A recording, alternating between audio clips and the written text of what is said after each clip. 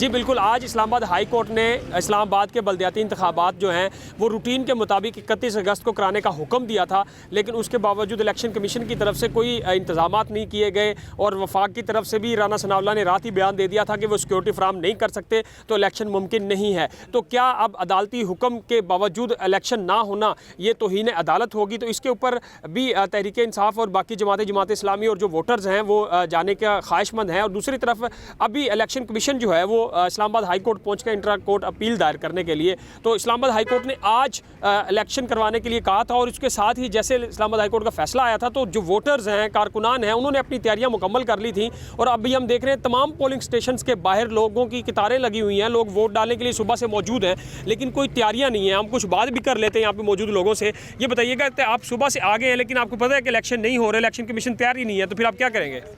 चांद रात को ऐलान होता है कि भाई सुबह ईद होएगी, इसी तरीके पर ऐलान हुआ। हम सारे खुश हुए, तो सारे जमा हुए अपने अपने दफ्तरों में। सुबह भी हम आए, इधर इंतज़ार कर रहे हैं, स्कूल ताले हैं, बंद हैं, हम सारे जमा हुआ है कि भाई ऐलान होएगा, हमने अपना वोट डालना है, हमारा हक है। हमारे पाकिस्तान का गवर्नमेंट को ये ऐलान है, अगर नहीं चला सकते तो फिर छोड़ दें, आराम से बिस्मिल्लाह करके निकल जाएं। ये हमारा हक बनता है। 10 दफ़ा ऐलान करते हैं तो फिर वापस करते हैं, क्या डर है इनका?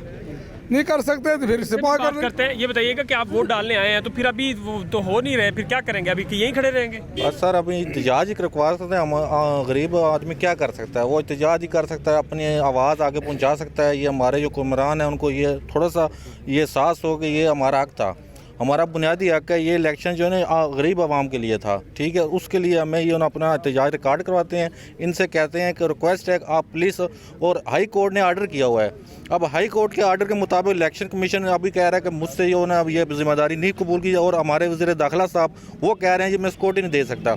अगर आप सिक्योरिटी नहीं दे सकते आप ओहदे से हट जाएँ। आपको नहीं, अगर ये चीज़ हुकूमत नहीं चला सकते छोड़ दें।